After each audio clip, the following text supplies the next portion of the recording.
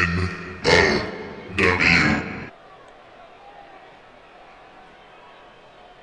And welcome back, everyone, to another episode of nOw, the Nerds of Wrestling podcast, hosted by Dose of Nerd Acumen. I'm here again with Cody and Trevor, and of course myself, Travis. Hey, what's up, guys? How you guys doing? Doing great. Doing good. How about you? Good. Glad to have you guys back. Tonight's an exciting one because Cody had picked a really cool pay-per-view to talk about. So for this episode, the format will go as follows. We have two segments: the current state of wrestling, if you've watched in the past week since our last episode, as this one is just a week after the return episode.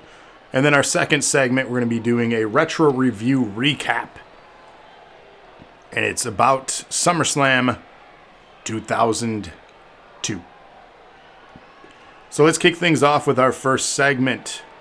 The biggest question I have, did you guys watch wrestling this week? Yes, I did. Yep. The only thing I didn't watch was Impact. So the conversation will basically be covering potentially Impact if Cody watched. I did not, admittedly. Any Ring of Honor new content, if you watched AEW content, NXT, SmackDown, Raw, anything else that you may have caught also in the world of wrestling, AAA, New Japan, anything you want to talk about or bring up that happened this week that you found interesting. Admittedly, I only watched the first 2 hours of Raw, and that is all the wrestling content I watched as far as new content this week.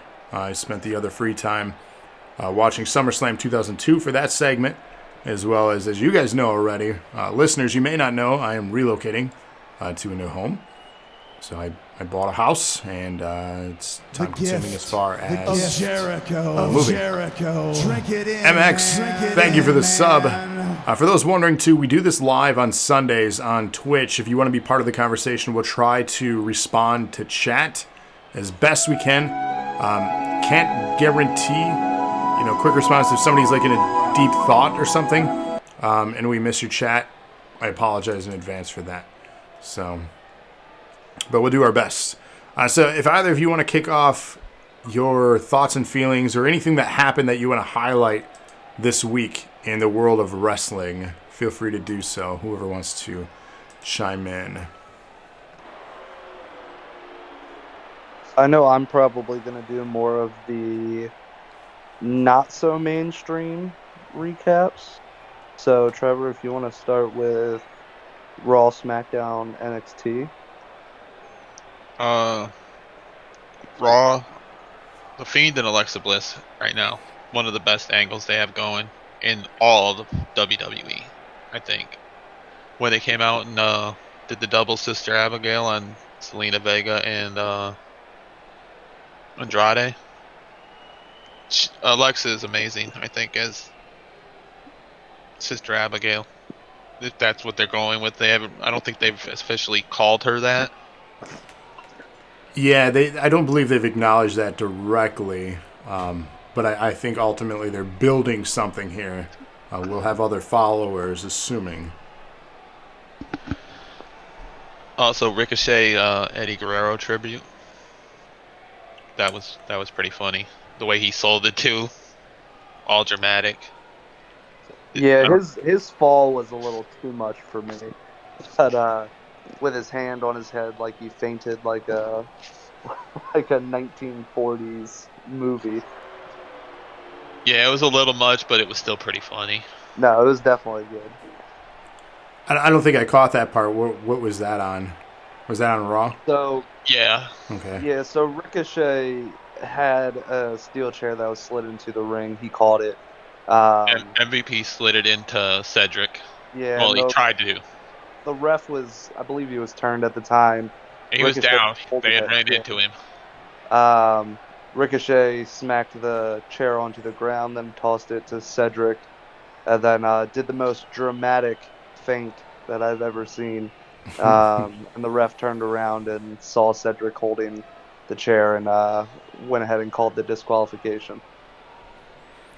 And the stipulation was if Cedric won, Ricochet had to join the Hurt Business. If Ricochet won, they leave him alone. Oh, okay. I did see the backstage. That was earlier in the show with that stipulation being made.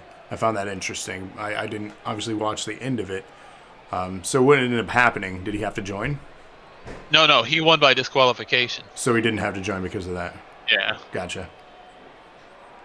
Now, what do you guys think as far as her business? Are they handling that pretty well, or?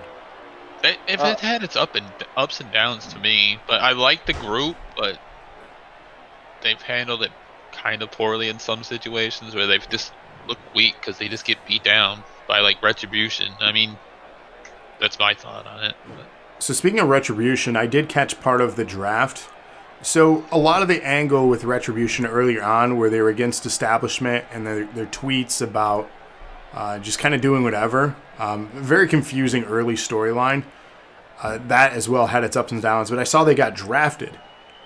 That to me diminishes the value of them as what they were trying to accomplish. Yeah, and that blew my mind as well, because that goes completely against everything that they stand for, is being pretty much held down by authority. So that kind of loses its steam to me and kind of makes it, I don't want to say irrelevant, but kind of pointless. It really does, for whatever, like you said, whatever they stood for, whatever the point was. It's already been confusing and drawn out much longer than I think they wanted to. We could say the same for some of our own personal booking. If you catch NAW, and that is Tuesdays and Thursdays, very similar process behind what we wanted to do too with story. But ultimately, yeah, it damaged any credibility they had to that angle they were going with. Hopefully they can recover and do something with it. But that was weird. They even had their font too, which I'm like, really? Well, then they had the big reveal last week of Ali being the leader, and then nothing this week. They weren't even on there. They were like, "Oh, Ali's the leader." That was all we got. And that's but they did announce where's the payoff? Where's anything with this story? No, nothing. Oh, they're drafted. You said they did announce a match though? Yeah, so they did announce a match. It's Mace versus... I'm trying to think of who they scheduled the match against. I'm blanking on it. Now, do we know all the members of Retribution? Yeah, so Dio Madden is Mace, which he'll have his first singles match. Dijakovic is T-Bar. Yeah. Oh, Dijakovic is in Retribution, then. That's confirmed. Slapjack, I want to say that that's Shane Thorne. Yeah, it but is. his mask is just... His mask kind of covers his whole face, so you can't really tell. Is he the Predator one? No, that's Mace. That's me. Okay. Yeah, so that's Dio Madden. And I don't know a lot about him. Slapjack's is more of like, it kind of reminds me of like a Jason mask of sorts. Okay. So it's like a hockey mask, so it covers his entire face, but just his size and the way he moves is very Shane Thornish. So okay, yeah, because they had the Jason match, they had like the Predator, and then the Bane one, and then there was the other one too. I can't recall. Who's the female? That's Dakota Kai? No, that's Mia. Yeah, Mia Yim. Really? Yeah. Okay. That's which she seems like she's the leader in an odd way. I mean, like I said, it has potential. It's confusing. I think they were doing very good with it at first. Right now, they're kind of slowing down the steam. And I think, like you said, with them being drafted, that kind of goes against everything that they stand for. So I feel like they're really gonna have to do something to change everybody's mind on if this is actually a good angle or if this is just something that people are gonna start hitting the snooze button on. Yeah, and they need to do it quickly because it's been around for several weeks at this point, and wrestling fans can be fickle, especially if things don't kind of happen in a certain time frame. And I mean, you hit it right on the nose with the hit the snooze button. So let's put this hypothetical in your guys' corner. What would you do next if you could book the next thing they do? Oh, I'm putting you on the spot, I know. I think that they need to like disrupt the whole show. Like almost every match, like they do something to interfere. So Nexus. Maybe not every match, but yeah, just make them the focal point for like at least a show and show that they are a force, like they were doing. Yeah. Honestly, what I think would have been really good for them, and it's too late now because the match happened on Friday. But New Day's last match, I think them interrupting and ruining that match would have been an ultimate heel move and really kind of solidified them as serious heels. Yeah, I agree with that. They needed a power move, and to go against a moment like that, especially when they've hyped up, I mean, 6 years of a faction like New Day being together, I don't know a single person. And chat, chime in, or if you're listening back, comment below. I don't know a single person that dislikes the New Day. Like, sincerely. No. You know what I did dislike? Lana winning the Battle Royal to be the #1 contender. She can't wrestle. She's not good. Yeah, but you can't always have great... like, with their roster, they can't always have great title matches. And Lana has been getting the ultimate burial, getting thrown through multiple tables weekly, then having Natty turn on her earlier that night. Natty got her tooth knocked out during that match against Lana.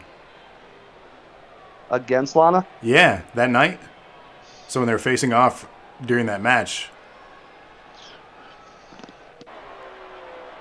Yeah, I mean, I think that Lana's been getting punished enough that she's really not that bad of a wrestler. She's kind of slow, and I wouldn't say she's the worst wrestler on the women's roster, especially with the experience that she does have. She has many years of experience. Because before she was with Rusev, she was a diva, wasn't she? A pretty successful one at that. I'm pretty sure she's had the Divas Championship. That I don't recall. I know her biggest push was with the manager services there. I don't recall a lot of her in-ring work before then. If she did, again, not memorable. Here's the thing to consider too. Is she a credible threat to the women's championship scene? Probably not. No. But what else do you book right now? If you're just planning on keeping the belt on the champion, what else do? You give somebody else a spotlight to keep, momentum on the champ. Yeah, exactly. And I don't think you want to really put down some bigger names and more women that are better and potentially could take the title off or be a threat. Right, because if they lose, it loses that stock. Yeah, exactly. So I think that Asuka needs to go through some fairly easy matches. Asuka in NXT was amazing and went through everybody. And then when she got to the main roster, she kind of got buried a little bit. So now I think is the time to kind of rebuild her in a way. Oh, I agree. I think she's a fantastic in-ring worker. The only thing that's ever held her back, and I think it still works, and it's unfair to say this holds her back. She is from a different country. Her main language is a different language. So it's tough to kind of put somebody in that position, but I think she's been fantastic. Speaking of Asuka, obviously, she's been fantastic as far as what she can do on the mic, even with the potential limitations that, maybe English is a second or third language for her. Yeah, and that's always going to be the thing for WWE. Maybe not NXT, obviously, but for WWE as a whole, Vince cares a lot about speaking ability and the champions representing the company with charities and stuff like that. So he really wants his champions to be like outstanding citizens. Well, a spokesperson. Yeah, exactly. Which, if you can't necessarily speak the language, I get it in a way, in a business standpoint. But as far as kind of punishing them for that, Oh, they definitely should not punish them for it. yeah. And so you want him to be an outstanding person. So Lars is never going to be the champion Oh, because God. And that's the thing. Lars probably will be champion one day, and that's a scary thought. That sucks. It really sucks. I mean, you could go through the history of WWE. We could probably have a podcast episode about just shitty people in general that have worked for WWE, because there have been a lot. But at the end of the day, this is an entertainment company, and it's a show, right? That's what they're trying to do, is put on a show. I mean, any business has just shitty people. It sucks. There's going to be good and bad people everywhere. But it's entertainment. And if people are buying in, capitalism, right? Again, these are whole other conversations for another show. But as far as credibility, to kind of close that thought, yeah, I don't want to say it's unfortunate, truly, because, great for Lana. She's getting some recognition. I don't know if it's a contract negotiation to try to save her from going with her husband to AEW, because Vince pulls things like that. It's been done in the past. It's being done today. It'll be continue to be done, because that's how you keep people, right? Your stock is in your TV time. And if you're in the main event for a title, you're raising your stock value if you were to ever go to another company. It's why people like Drew McIntyre, who got fired, got to go main event elsewhere and come back, and now look at him. You raise your stock value by becoming a champion somewhere. Well, even a better point to that, look at James Ellsworth. James Ellsworth got a win over AJ Styles, and he started main eventing the Indies right after. Yeah, he became more recognizable. And that's it. Your stock went up. So, and that's what it is for entertainers, right? This is what they do. This is their livelihood. More camera time, more face time, more stock value. So it's a good leverage move, win or lose, for Lana. And for the company, it's a leverage move to try to get her to stay and not go to AEW. Which inevitably, she'll probably end up in AEW. And I don't blame her. Why work for an opposing company from your husband when you can just go work and be with your husband? Ask Renee Young. Exactly. Another great example. She has reasons, too, not to go on a whole other, thing. We tend to do that. There's no true format to her show as you'll listen to us. This could be good and bad, but to make the long story short, basically she just didn't feel like she was treated properly. She did get COVID this year, and the company didn't handle it well. They were more upset about her speaking out that she tested positive before speaking with them, and that was the only time they were even concerned about her well-being. I'm sure there was more to the story and other things that we just don't know about, but I'm assuming that's the straw that broke the camel's back. My opinion. I agree. Yeah. But it's one of those things, like, I forgot who said it too. I think it was Roman Reigns. He said in a, and I don't know if this was real life or character or what, but he said on social media in an interview, basically, hey, if I never came back to this business or WWE, that's fine. I accomplished everything I needed to accomplish.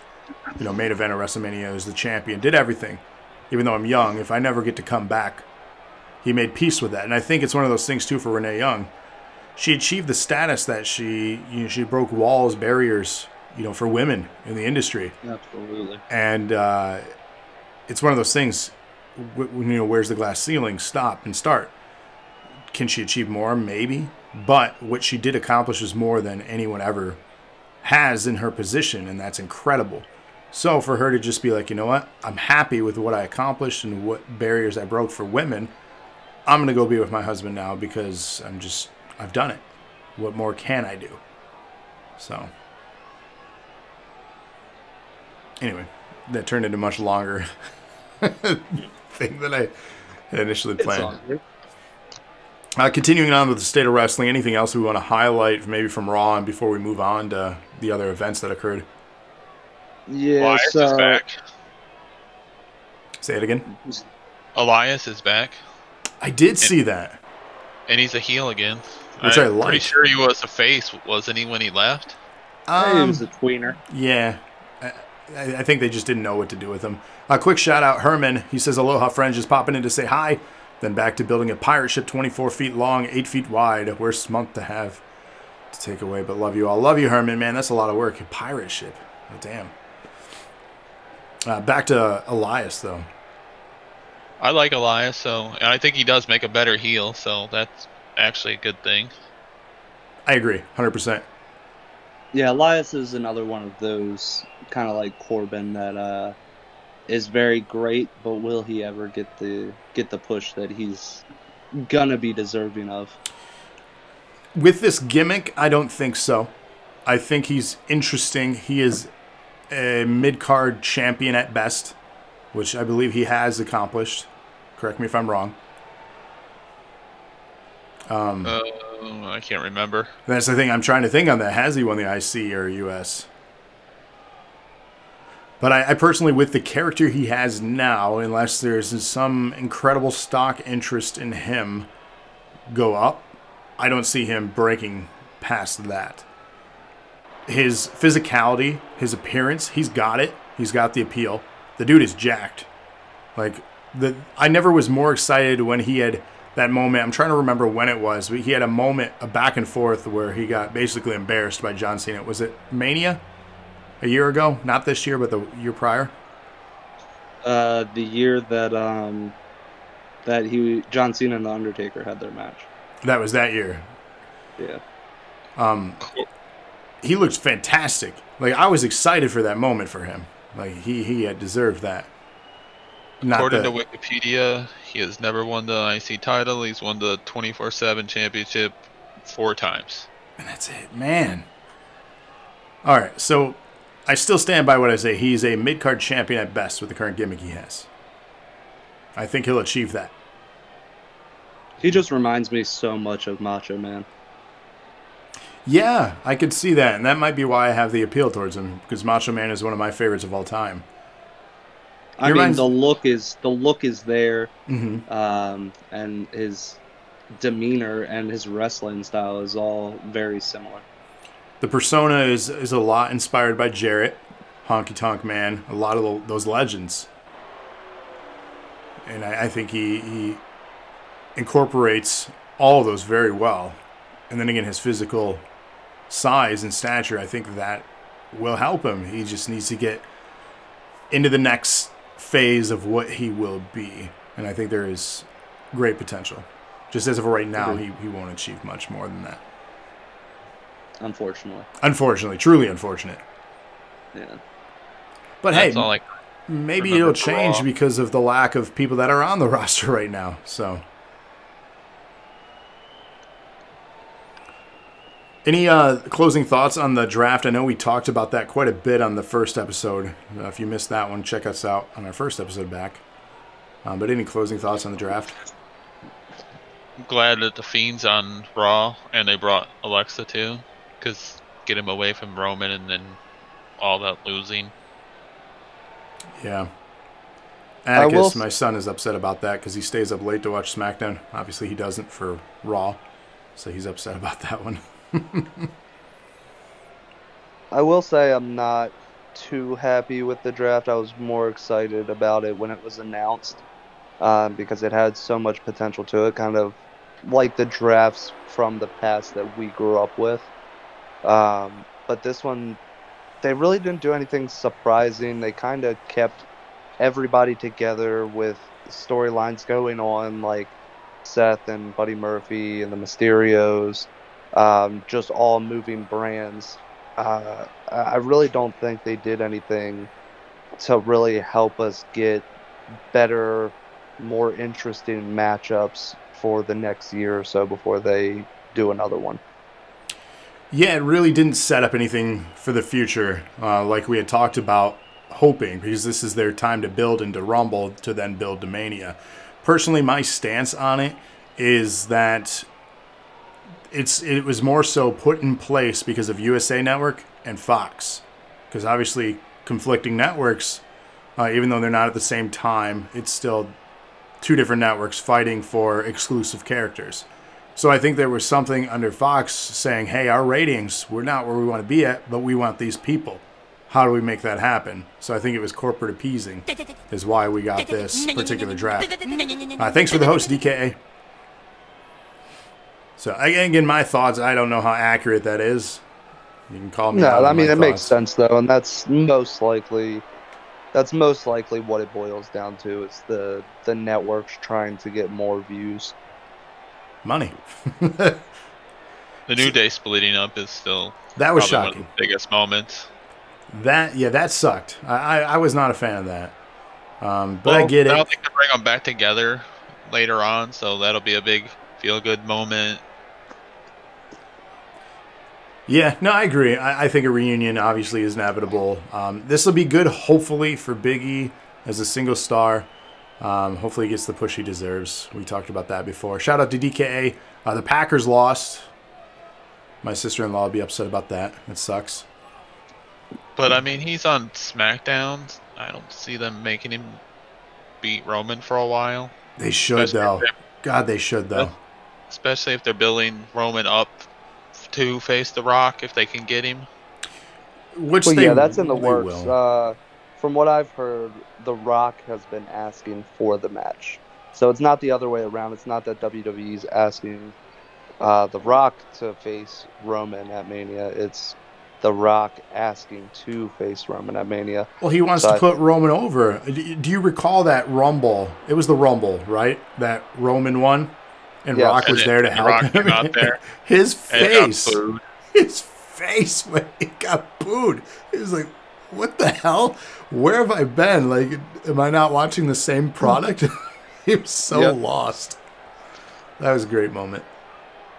The fact that he got booed was great. Not that Roman Roman the crowd won. chanting, "Die, Rocky, die." Yeah. Speaking of, which we'll actually get into in our main segment here after we do the recap, that'll get brought back up again as a fun fact. Spoiler alert. DK in chat says, I think that they're going to have a Big E change his look up and get pushed. I could see that. And DK also says, yeah, Rock wants to help Roman get over. Good luck with that. It's possible, but I could see it, but I don't want it to happen. Oh, I don't either. Too late. I think that Big E shouldn't change. As I know you were just talking about The Rock and Roman. Oh yeah. You're talking about Big E. Go on. Yeah, I was talking about Big E changing. I really don't think he should change. I think he should eventually push more heel than face. I agree. But I think he should stay with the old New Day heel gimmick, kind of like we talked about last week, where he's just sarcastic and kind of an asshole, but a funny asshole. I agree, 100%. I think that would do wonders.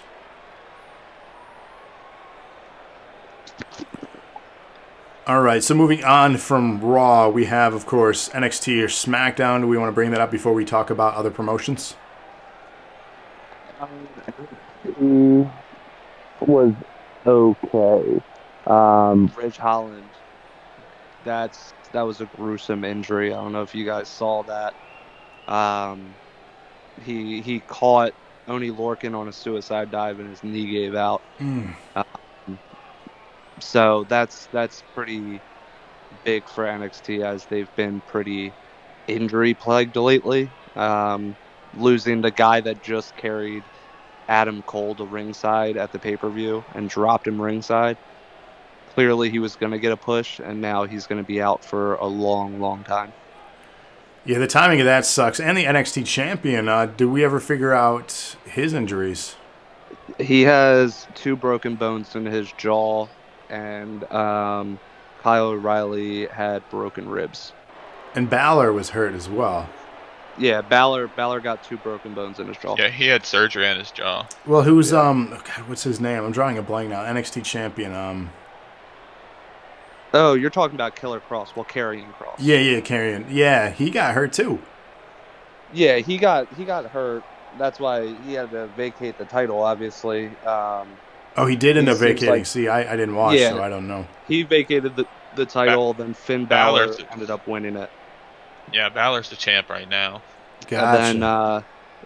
Finn Balor and Kyle O'Reilly just had a match at the last pay-per-view, and they both walked out with some not bad injuries, but they're injuries still.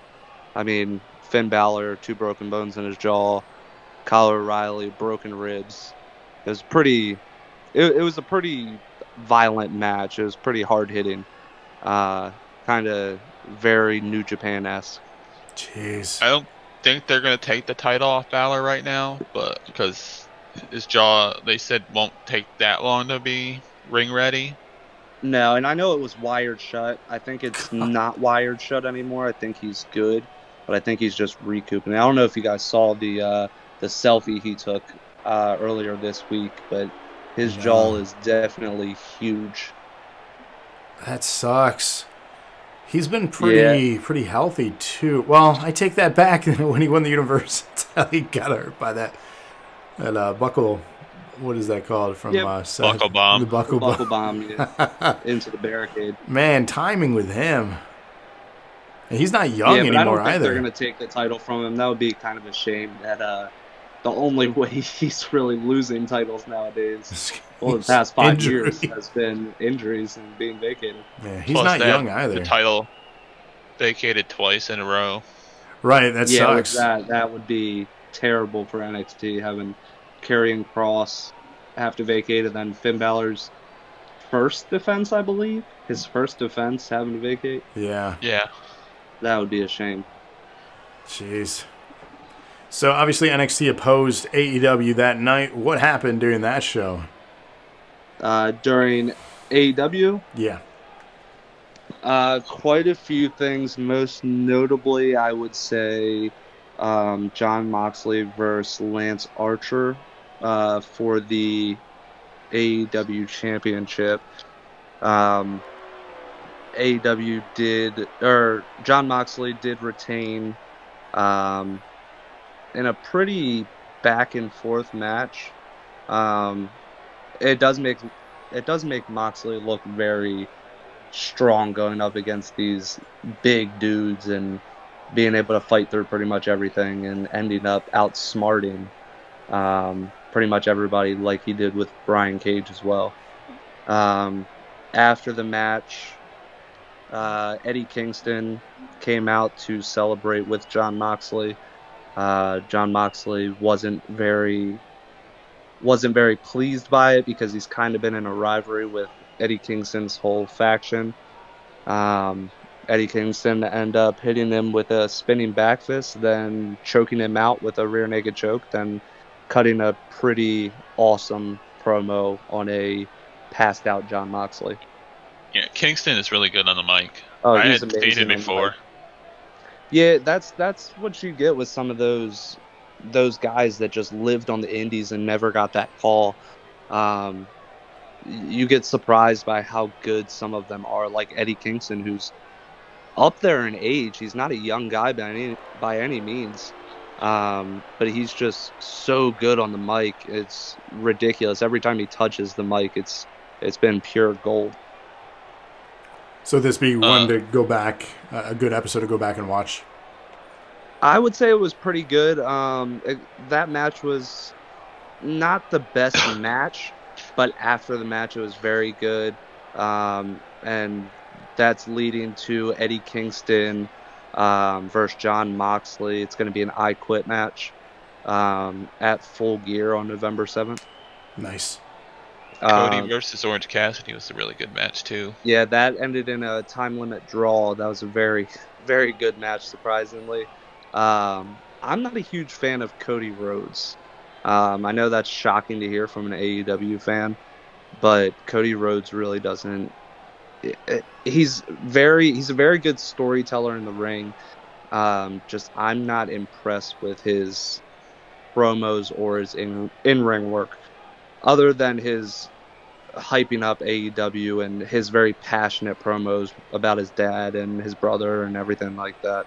I was going to say, his genuine promos Yeah, his are genuine solid. promos are very, very good. But when he's just cutting a promo, I don't know if it's the lisp that gets to me as well.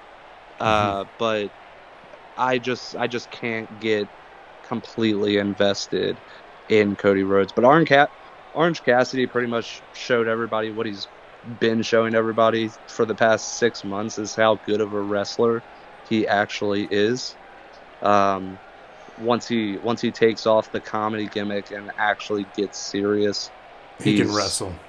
he's absolutely breathtaking in the ring. And also during the match, they showed Darby Allin watching, and they announced that he's going to face Cody for the title at Full Gear, I think At it Full is. Gear. Yep. Nice. Circle back to Yeah, so Kingston that really should be a quick. very good match. DKA says, I don't think, this is DK in chat, I don't think Kingston is good on the mic. He just insults people, even his friends. A good promo puts over others, not buries them. Again, DK in chat. You can chat along with us, too, if you join us as we do this live on Twitch on Sunday nights. Thoughts, rebuttal to that, Cody? I don't agree with that. I think Kingston has been very good on the mic because he doesn't just insult people. The main point that he always puts up in almost all of his promos has been how overlooked he's been, and how, uh, for example, the more recent ones has been John Moxley pretty much having the silver spoon, going up to WWE, making his millions of dollars, while the dogs are in the streets fighting for their life. Um, I don't think that's a bad thing.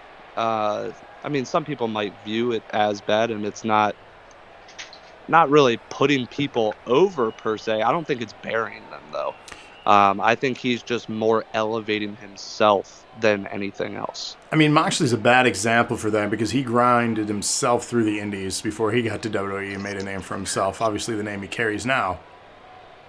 Yeah, I agree with that, but they kind of came up on the same circuit, that hardcore circuit, because Eddie Kingston's definitely more known on the hardcore scene. Well, right. That's what he was. He was not a death match per se, but pretty much like, Yeah, a exactly. lighter version of. But that's what Moxley was known for, and it's always why I've been so critical of his actual in-ring work. I was never a fan of what he did in WWE, character and in-ring work, because he never got the freedom to do what he was doing that got him there, because you couldn't put that kind of content on their TV. So it just diminished the value of him besides just being a third member of the Shield. I agree with that. And I mean, that's a compliment to the guy, and that's a rare compliment from me because, again, I never have been a huge fan of him. But it doesn't help that he was watered down. Agreed. They set up Kip Sabian and Miro versus the Best Friends, or as Miro called them, the Good Friends. The Good Friends. They have one of the best I like entrance themes in it. AEW, by the way. I have to acknowledge that. I do like that storyline so far. I wouldn't call it comedy, but it is pretty funny that the reason they're kind of fighting is because Best Friends destroyed Miro's favorite video game. What? Kip was playing it at ringside, where the crowd would be, and Yeah, it's an arcade game. It's not like a video game. They were fighting FTR, and one of them went through it, and then Kip was sitting there holding what was left of the controls and told I can't remember her name, Penelope Ford to go get. He just said go get him, and obviously him was Miro, Rusev, whatever you want to call him. DK says the cabinet was clearly empty.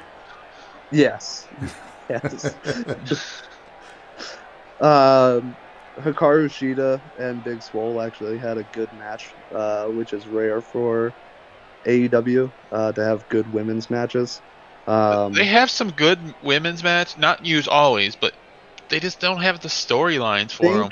I think that Shida has single-handedly elevated the women's division. And Thunder Rosa as well, even though she's not necessarily an AEW talent. But the fact that she was able to come over and have some great matches. And that story was pretty good as well. Pretty much Thunder Rosa trying to be a two-company champion. But those two absolutely are amazing wrestlers. So having some amazing wrestlers with some very meh wrestlers, um, it kind of sucks for the division as a whole. But Big Swole, I think, is actually pretty good. That's the girlfriend of Cedric Alexander. But she's very good for her style of wrestling. Yeah. Now I They know have in the beginning of AEW they were actually pushing the women's division quite well. Like I said, I'm hit or miss with their program now, so I can't say how it's been going consistently. But from the sound of it, doesn't sound like it's been that good. Yeah, so AEW has this group going on right now called Heels, and it's a fan base group. It's women fan group, and they're trying to point out that whenever the women's division comes on, they start losing views. To kind of counteract that, they're kind of saying, "Hey, stop turning the channel off." Britt Baker actually had a promo where she legitimately said, "Hey, when there's a women's segment or a women's wrestling match, don't change the channel. We're working just as hard as the guys. We're trying to be as good as the guys." Um, and just kind of pointing the finger and saying, "Hey, we're here and we're not going anywhere. We're only going to get better." Yeah, that's good. I mean, hopefully it's effective for them because they deserve it. So, and it's 100% fact. They work as hard, if not more harder, than the men do because they're not given as many opportunities. They have to work for everything. So that's another topical debate in itself too, but it's true. And the only other thing I wanted to touch on with AEW this week was the number one contender tournament for the AEW World Championship was announced, and all of the participants in the bracket was announced. You mean the tag champ? No, the AEW World Championship. Oh yeah. But they set up the thing for the number one tag titles, contenders also. That was why I was confused. Yeah, so the bracket that they showed for the AEW World Championship, on one side of the bracket it's Phoenix versus Pentagon, which they're a tag team, so that's going to be a very good match. Both of them are very good. High flyers. But the fact that they have kind of been going at each other's throats as of recently, and Eddie Kingston's been the one making them get along, I think this could be the end of that tag team. Gotcha. Then you got Kenny Omega versus Joey Janela, which we've seen them go at it before. They've actually had one of the greatest dark matches I've ever seen. If you go back, it's the AEW Dark episode 2. They had a hardcore match that went for quite a while, and it was pretty gruesome and pretty awesome to watch. So if you haven't seen it, I'd say go check that out. Yeah. And then on the other side of the bracket, you have Colt Cabana versus Hangman Page, which is pretty clear to me that Hangman Page is going to go ahead and take that. And then Wardlow versus Jungle Boy, which Wardlow's the kind of the obvious answer, but they do like Jungle Boy, so I can kind of see them pushing that. But ultimately, having Kenny Omega and Hangman Page on opposite sides, it's coming down to those two. It's pretty obvious that it's going to come down to those two for number one contendership. That should be a great match. Which they'll do that match itself at a pay-per-view. They'd be silly not to. Yeah, but they could always now they're getting called out right. They're getting called out right now because people are saying it's too obvious that that's going to be the finals. Which I agree. I think it will be the finals, but AEW is also the type of company that kind of throws a lot of swerves in the mix. Like nobody really expected Hangman Page to hold the Young Bucks' legs and cost them a tag title opportunity against FTR. And then, so I mean, I could see possibly Kenny Omega going full heel, turning into the cleaner, and costing Hangman Page a match. But then again, that could also bite them in the ass. I think that they need to have that match. I mean, the good thing here is they have options. So you don't want to book yourself into a corner. Yeah, absolutely. The other thing I was talking about was the number 1 contender match they set up for next week is 4 teams for the tag title. It's Private Party, Silver, Reynolds and Silver. Red Silver from Dark Order, Butcher and Blade, and then the Young Bucks. And I gotta say, the Young Bucks got to be the number 1 call there. They haven't really had they haven't had the titles, and everybody wants that match: FTR versus the Young Bucks. Yeah, and They set it up. don't see them winning the titles off of FTR. I think they put FTR over. The only way I don't see the Young Bucks winning is if FTR comes out and costs them, which is also a possibility. But we've also seen FTR go against. We've seen them go against Private Party. We've seen them go against Butcher and the Blade. Yeah, they've gone against Butcher and the Blade. I don't think they've gone against Reynolds and Silver as a tag team, but they have gone against Dark Order. Which can I say? I don't like Butcher and the Blade. I like one of them. I don't like both of them.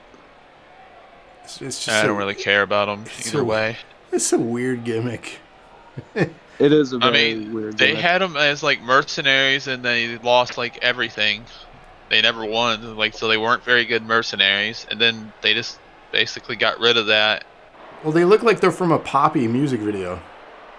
And the one that's married to Allie, I think, or they're together? Yeah. Like they're married. They never really explained why they weren't together. All of a sudden, she was the bunny, and then she was with Colt Cabana, or not Colt Cabana. Dustin Rhodes' teammate. I'm blanking on his name. Yeah, the QT Marshall. Yeah, that's it. DK and Chad says I like them, just not with Eddie Kingston and Lucha Bros. Yeah, that's a weird combination. I do think Eddie Kingston complements the Lucha Bros, but not Butcher and Blade. Yeah, having 2 tag teams in that group doesn't make a lot of sense, because they're gonna have to go against each other if they want a conflict of interest. Number 1. There. Yeah. It's weird stuff. And then Sammy Guevara was revealed to be Matt Hardy's mystery attacker. Surprise. Yeah. Which is kind of obvious. Yeah. And also, it's mixed feelings because they've hurt each other, and Matt got hurt because of him. The rumors I hear is that they're going to have a Hardy compound match, which is safer. Yeah. Because it will be taped before, so they can edit and everything. Can I just say I'm sick of those? Like, I've seen it in Impact, I've seen it in WWE, and like, it's just lost its value to me. Yeah. I mean, some of them are very good, and then others are very bad, like Bray Wyatt and Braun Strowman. I thought that was it wasn't bad I don't think it should have main evented the pay-per-view. It was very good storytelling. Especially next to the Boneyard match. Yeah. Yeah, it was very good storytelling, but I think it was terrible to main event a pay-per-view. Yeah, the placement of it's odd. The biggest fear too, like I said at the beginning of this, new world of wrestling, if you will, that I wanted them to not do as many gimmick matches like this, the pre-tape stuff. And they haven't shoved it down our throats like I thought they would. For a while there, it seemed like every pay-per-view, like for a great example, Money in the Bank this year. What the hell? Yep. Like, wow. Wow. That was a big cluster. So I completely agree. I'm glad they kind of stepped back into just actual wrestling matches. But like you said, it's safer with Matt Hardy getting back to the point. But I've seen it, and I don't Part know. with Vince though was pretty hilarious when they broke into his office and he was like, "Get the hell out of here!" Sure, it had Money Bank had its moments, but man, you had like 2 minutes. We're not reviewing that, by the way. I just want to really emphasize my dislike for it. You had 2 minutes on the ladder, and that's it. They wanted to do more in there, but Vince wouldn't let him because of his T-Rex skull. That's a real T-Rex skull that was on his wall, not some plaster thing. Yeah. And he was afraid it would get broke. Yeah, it was like I said, it had its moments, but More comedic than it was actually. right. And that's where it left me kind wrestling of match. disappointed because it had such potential. The way they described it. Can Like, we just say that Baron Corbin threw Rey Mysterio and Aleister Black off a building and they were back in 2 days? They were too. He murdered someone live on TV, and they were back fine, and we didn't even discuss him being dumped off a building. We didn't even talk about them being thrown off a building. I think they did mention it when they were like, "Oh, they just landed like one level down. There was another level, you couldn't see it." The match reminded me of the Hardcore Championship back in the days, like around WrestleMania 2000, where they're at the ball pit and like the play place, like the play world. Do you guys I know remember that at all? exactly what you're talking about. That it made me think of that as just a very comical and light version of what could have been or what should have been. They Yeah, did both lose an eye. DKA just said both of them lost an eye. they did. They did. What the hell? Rey Mysterio's legitimately out of his face. Well, Yeah, that was cheesy too. quotes on legitimately. Yeah, what a wild year. Let's He's finish holding up a this golf week ball. though, because we have to talk about another retro review, which we're actually going to give our review on. Any closing thoughts for the week of wrestling that was? I mean, we touched on a lot. Obviously, there's more stuff that happened, but we'd be here all night. The only thing I want to touch on a little bit before we close this part out is this morning, very early this morning, I might add, at 2 a.m. Eastern Time, was the G1 Climax Finals.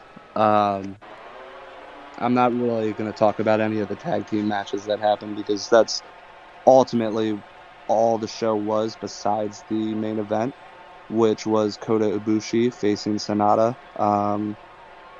Very good match. I honestly thought Sonata should have won this because it was his first time making it to the finals. This is Ibushi's third consecutive year making it to the finals for the G1 Climax. But Sonata ended up failing in a 35-minute match. Kota Ibushi, who won the Climax last year, is now a 2-time G1 Climax winner, which is what it is. Hopefully Kota Ibushi gets his heavyweight push. He's definitely deserving of it. Where do you watch that at? Just out of curiosity. I use watchwrestling.in. Okay, so there you guys, listeners who want to catch that kind of content as well. We can put that in the description. That has any wrestling that you could ever want, including pay-per-views. Nice. So do with that info as you want. We didn't mention SmackDown at all. Daniel Bryan returned. He did. I read that. Again, I missed SmackDown. So Goldberg was apparently on one of the Thunderdome things, and they called it out in there, and I didn't go back and look because I had it on, but I wasn't paying attention to that much. Well, for those that don't know about Goldberg's contract, he's under contract until, I believe, again, correct me if I'm wrong, until 2022 with at least 2 matches per year. I believe that's what his Legends contract has him. So through 2022. Street Profits beat Rude Ziggler, of course. Stupid of WWE to bring those two back together, but I digress. Reigns completely destroyed Strowman. Like, it was a squash match, and he is using a submission finisher now, which he introduced, and I really enjoy that he's developing. Interesting. Yeah, I saw this send off for Braun was not well done. I like the way they're going with Roman. I know, Travis, you said you don't, or it's too late, but I It's too do. late. But I just think, what the hell did you do that to Strowman for? You could have had him jumping before the match and made it more believable that way, hit him with a chair and just take him out. You could Just debating say, like that dude, you could say in a that match. about everything the last 2 years. What the hell did you do that to Strowman for? That's been the story of his main And the event Fiend. push. Strowman and the Fiend have Yeah. both just been like, "What the hell are you doing? You have like the Fiend, especially. It's like you have the hottest thing going right now, and you've just flushed it every time he gets a little momentum." And the fact that Jey Uso put up more of a fight against Roman than Braun did. The peak of Braun's career, minus his lackluster title run, was winning a tag team championship with the Kid, With the 10-year-old. which was a child of a producer, like one of the crew members of WWE. Just heads up on that, as it wasn't actually a random kid. But yeah, that was like the peak of his interest for whatever they were trying to do with him, and then it's just they've dropped the ball on him big time. I was really hoping they weren't going to bring that kid back during the summer, because after they vacated the titles, Braun said as soon as he's on summer vacation, they're coming back for the tag team titles. And I was really hoping that they were going to do it. But they never brought the kid back, unfortunately. Well, thankfully, I don't want to see that again. No, and that who'd they beat? Sheamus and Cesaro? Yeah, the Two Bar. Great wrestlers. Yeah, that's it was upsetting. Way to destroy a really good tag team Yeah. with a child. I hate the fact that they're still continuing the Mysterio Rollins feud. It's like, why? You've said everything. You could have left Mysterio's on Raw and Murphy, and let them continue the story like a little bit with the daughter, but you didn't need Rollins there. I disagree. I think because Murphy attacked Rollins. Murphy turned on Rollins. Yeah. And I think he needed that. I don't think they could have just ignored Murphy leaving Seth. I think they needed Seth to get attacked by Murphy. I just never been a Mysterio fan. I mean, I don't hate the guy. He's obviously good. It's just I never was like, yeah, Rey Mysterio's in the show. I agree with you. I've been an on and off fan of his throughout his career, so I'll leave it at that. Any other closing thoughts on the state of wrestling for this week? No, but I do have a segue. Let's do it. Because going into SummerSlam 2002, the opening match was actually, I think, Rey Mysterio's one of his best matches against Kurt Angle. That was his first pay-per-view in WWE, wasn't it? I believe you are correct with that, because he had just signed that June to a contract. Yep. It was a good match. It did what it needed to get the show open and the crowd hype.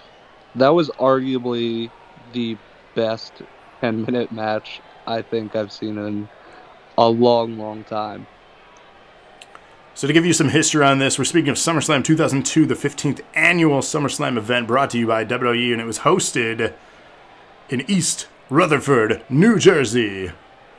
So the Izod Center, which is then known as the Nassau Coliseum.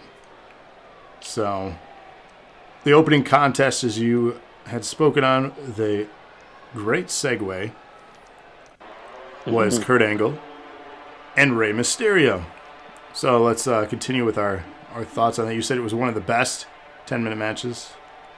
Yeah, I think it was very fast paced. They did. I think Kurt Angle is arguably one of the best wrestlers of the 90s and 2000s.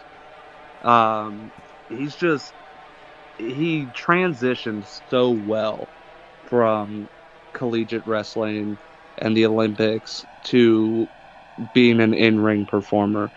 And this was fairly early in his career. I don't want to say it was late into his career with WWE, the first run at least. Um, but you can just tell how good Kurt Angle actually is in this match. This is into the prime of Kurt Angle, I'd have to say.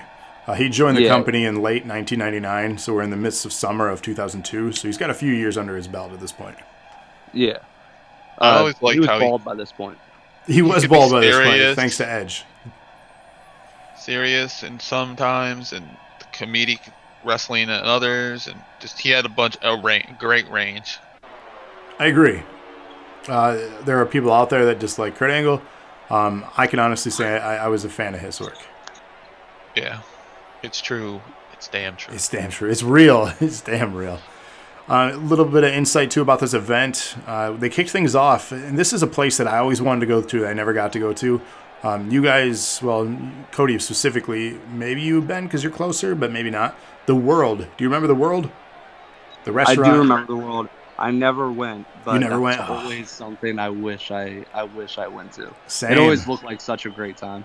Yeah, is like everyone there loved wrestling and food and just drinking and partying and wrestling. Like what other cool place would you want to go to, especially downtown? Exactly.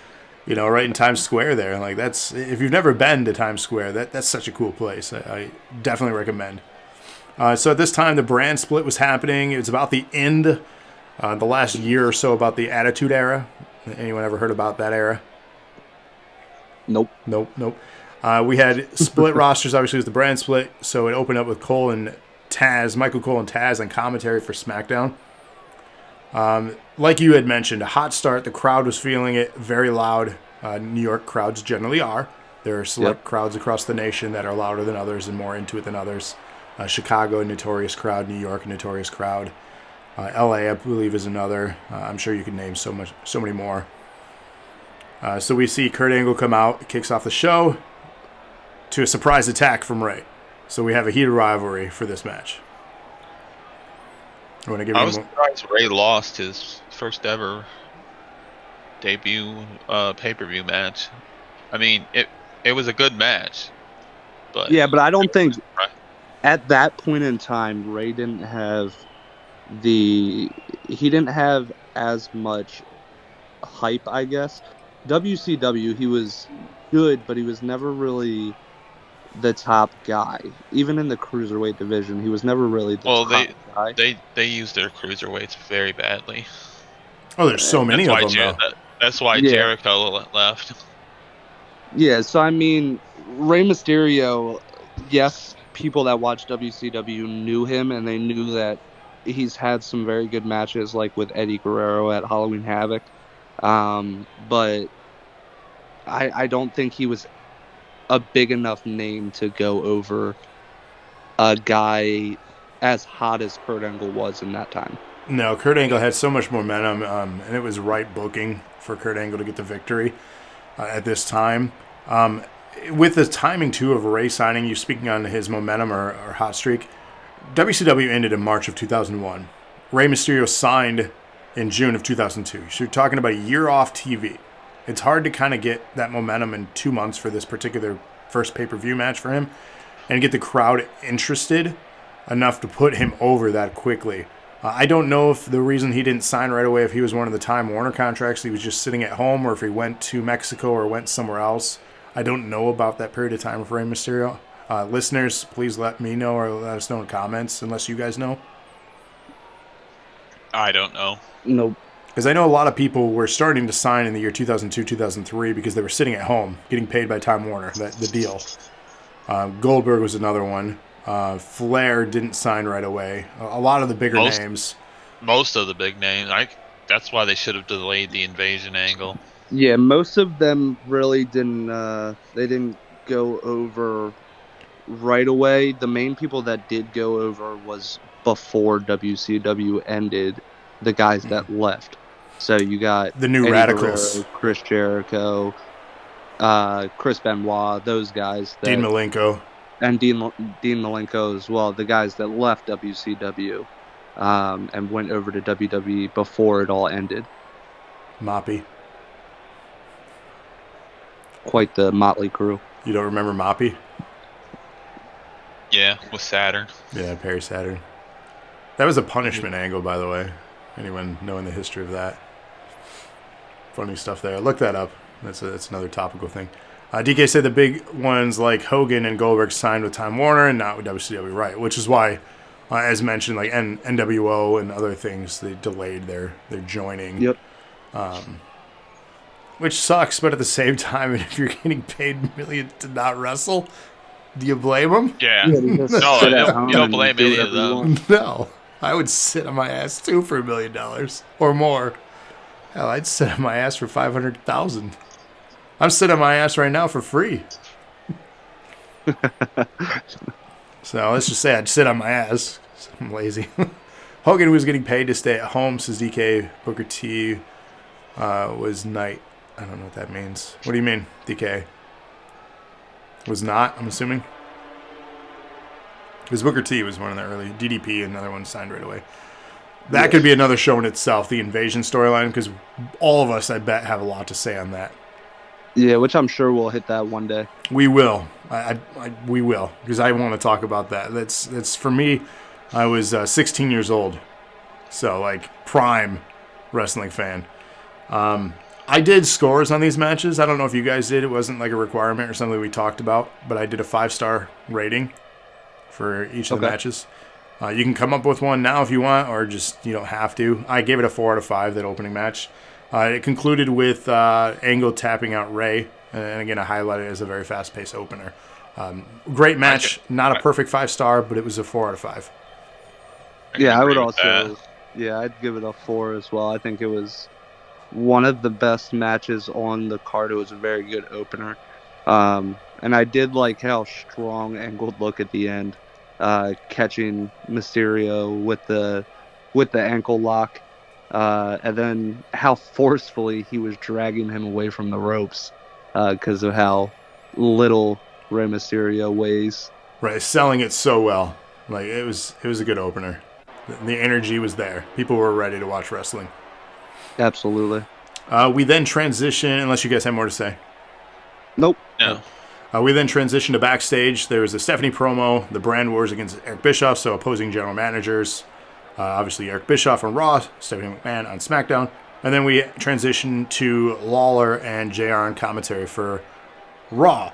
The next match is Jericho, and Ric Flair.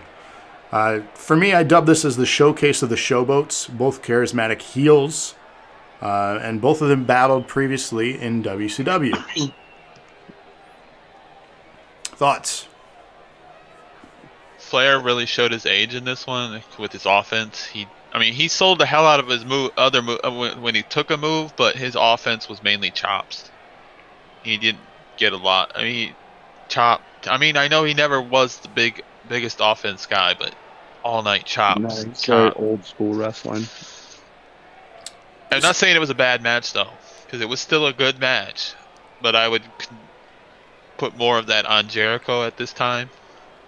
Yeah, I agree. My notes that I took, too many chops was a highlighted note. So we agree on that. Too many damn chops. I felt it was an average match that slowed towards the end. Again, too many chops. And it's coming out of a storyline where Flair was somewhat new to the company and Jericho coming out of being the undisputed champion angle. Earlier that year, he had lost to Triple H at Mania. So for him getting to face off against Flair, which he had done in WCW, maybe he hadn't. I'm fairly certain they've battled. Now I'm drawing a blank. But regardless, it's just, I don't know. Go ahead, Cody. Before I give my score, go ahead and give your thoughts. On my notes I have here just how good this showcased how good prime Jericho was, and not necessarily completely prime, but even that younger, even just before his prime, how good he actually was. That was probably Jericho's hottest time. Do I think he should have lost the match to Flair? Probably not. But then again, Flair is a legend. He definitely was showing his age in that match. I agree with Trevor on that. Definitely a lot of chops. But also you saw some vintage Ric Flair with the low blow and the transitioning into the figure four from there. I did like the finish of that match. Honestly, I would probably give that match a 2.5, maybe 3. A little bit of I was thinking backstory 3. on. Go ahead. I was thinking 3 because they're still 2 of the best ever, and even if Flair isn't in shape, Jericho was carrying the shit out of that match because Jericho is one of my favorites. Yeah, I agree with that. Jericho carried that match. I give it a 3 out of 5 as well. And one of the things to note here is that Ric Flair didn't feel he was worthy of winning with the figure four. Ric Flair at this period of time, and this is like right before Evolution, Ric Flair, with the help of people like Jericho, Triple H, and a few other veterans, got him out of a funk. If you watch any documentaries, he'll speak on this funk he had. And I'm not talking about stink. I'm talking about he just didn't feel confident in his abilities. He was showing his age, like you had said, and he just didn't feel he was worthy to be there anymore. And people like Jericho and others pulled him out of that. And ultimately, that's why they went with that finish, to try to showcase, hey, this guy still got it. He can still hang it in his young 50s at the time, which he could.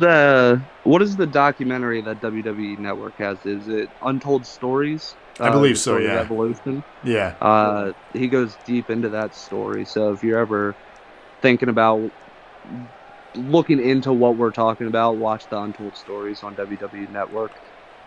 He goes very deep into what his funk actually was and how Triple H pulled him out of that. Definitely, yes. That's where I got some of that information from myself, so I highly recommend it.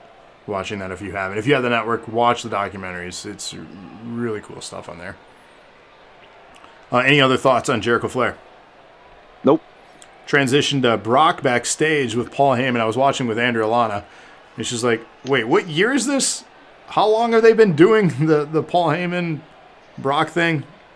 Which at the time, this was right long enough for Paul Heyman to have a ponytail. Right, he still had the ponytail. This was the first run for Brock. This was his first year on the main roster. He had just debuted back in like April, so I mean we're talking like 4 months on the main roster. He was in Ohio Valley previously, but so I mean Paul Heyman just had acquired him. Brock really didn't have much going for him, and then about a month or two maybe before SummerSlam, they brought in Heyman and they started developing what became the build to this particular match. There were more things to it, like him beating Hogan and other things too. So we showed them backstage kind of getting ready, hyping up the main event for later. We then transitioned to a SmackDown match, Eddie Guerrero versus Edge. Somebody kick me off. I'm gonna kick you off with making you angry. Oh. I do not think this was a good match in my opinion. I think it was okay. It was decent, but I feel like I just don't like Edge as a wrestler. And I know he's your favorite, but as a wrestler, I just don't like his style. Eddie Guerrero was very good in this match, but something about Edge, he's very good at selling, but he's just not for me. His in-ring style, I thought, dragged Eddie Guerrero down a little bit, and didn't make this match as good as it should have been. Quick note from chat. DK, speaking on the Brock build-up, he said that was crazy. He was a huge Rock fan, hated that Brock came in and squashed the Hardys. And then DK is going to kick me off the show. DK says, Cody, you're also right. Watch Edge's movements. They're awkward and weird, and his moves are weird. Yeah, and you can tell in that match specifically. I don't know if it was because... And it's not even like he was really green in that time. No, he'd been around for a few years. He's just very awkward, and his moveset's just kind of blah. And Eddie Guerrero being such a legend that he is, and how good of a wrestling style he had, I think it clashed a little bit. So I really don't think this was that great of a match. If I give the last match 3 stars, this would definitely be 2. Trevor, what do you got before I give my rebuttal here? I would go with 2.5. Eddie was working the hell out of it. Like the shoulder making it seem like making him be in pain, and he was selling the hell out of it too. It was just, yeah, not the best match on the card by a lot. DK says regarding Edge and Christian, he was better as a tag team. In contrast, he thinks Christian is severely underrated with how good he is in singles. DK says Eddie was good. I don't think Eddie can get less than 2.5 stars. Laugh out loud. I gave this match a 4 out of 5. I agree with DK saying Christian is severely underrated with how good he is in singles. I think Christian is...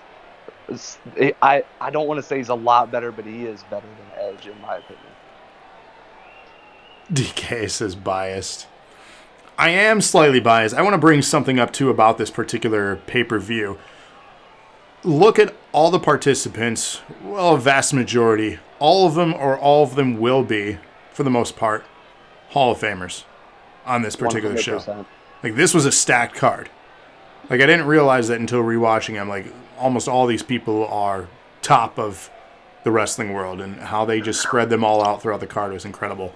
Speaking of Edge and Eddie, the thing that I think bothered me the most on this one is the contrast of styles. Edge, I think, was out of his comfort zone as far as like Eddie's pacing and style. DK quickly says Christian, Mark Henry. Mark Henry had his best matches against Christian. Andrew Alana says you're going to make me cry. No, I'm fine. I can defend. I agree with DK on that, though. So I think for Edge here, he was pushed out of his comfort zone, and it showed a little in this match. But I think the ability that they both had their offense and defense throughout the in-ring and outer ring and all around it, they utilized the space very well. I think it's one of their first exchanges, and I think that might have been why it was awkward. If this was like a program, and I'd have to go back and watch the concurrent weeks and stuff, in a vacuum, it could have been better. And I think it's something that Edge could have been pushed a little bit more. And I could see what you said, awkward, but again, I think it's contrast of style here. Eddie's very different than Edge. Edge is a more stiff worker. Eddie is adaptable as a cruiserweight and a heavyweight. And you got to consider that too. You mentioned tag teams, right? This is one of the first runs for Edge as a single star. He had spent his entire career in the Brood or Edge and Christian up to this point, this year. He was still figuring things out, whereas Eddie had worked with everyone internationally. Edge did not. So, yeah, I mean, Edge is still fairly young in this match. He's still in his 20s, if I'm not mistaken. I believe you're right. Yeah, he was again, singles competition was new for him. He had just gotten out of a program with Kurt Angle not too long before this, which is why you acknowledge Kurt being bald, because they did the hair versus hair. This was right before his first injury too, or was it after his first injury? I can't recall.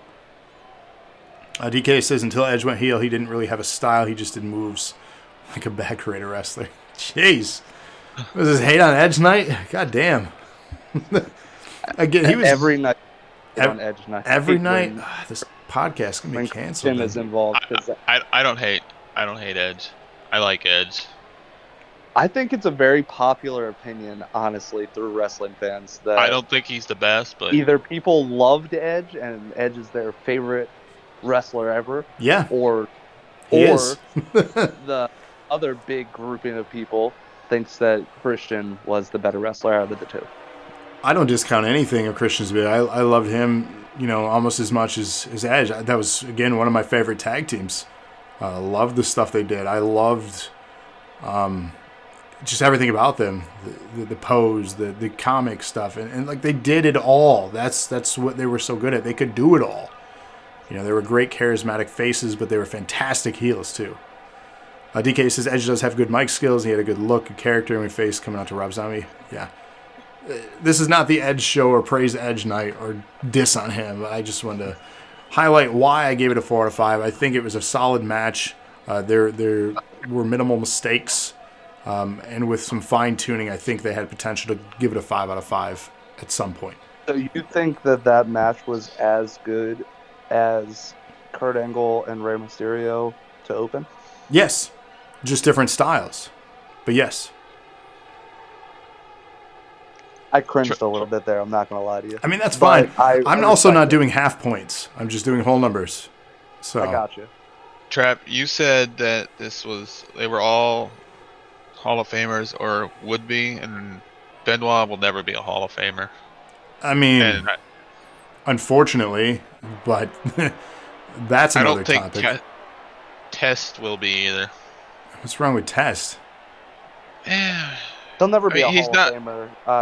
He never really got that full. You guys I'm not don't trying you to don't like disrespect the TNA? dead, What's going on with But he TNA? was never He's never was top tier, I would say. Test and Albert?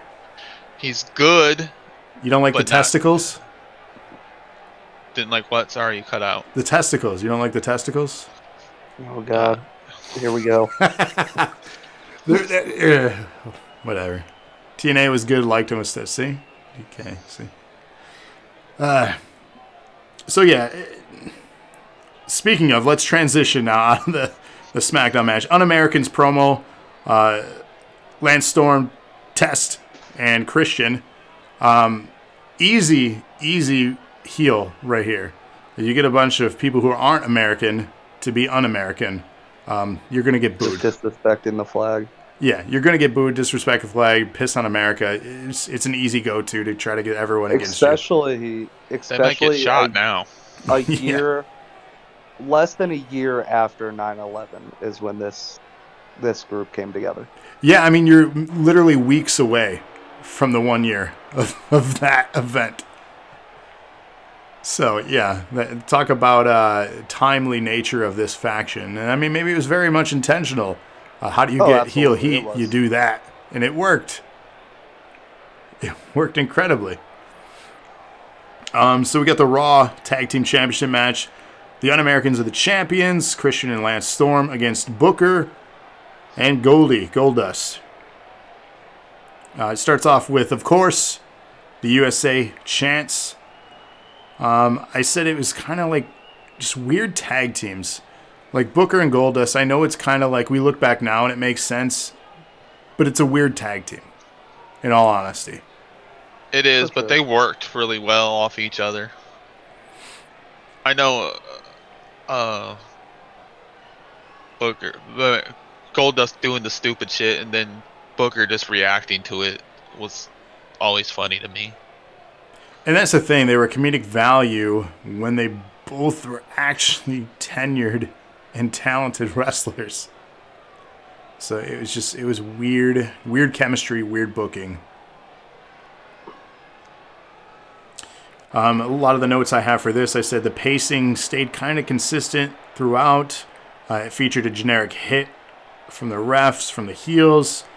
Test running in to help his faction out when the ref was down.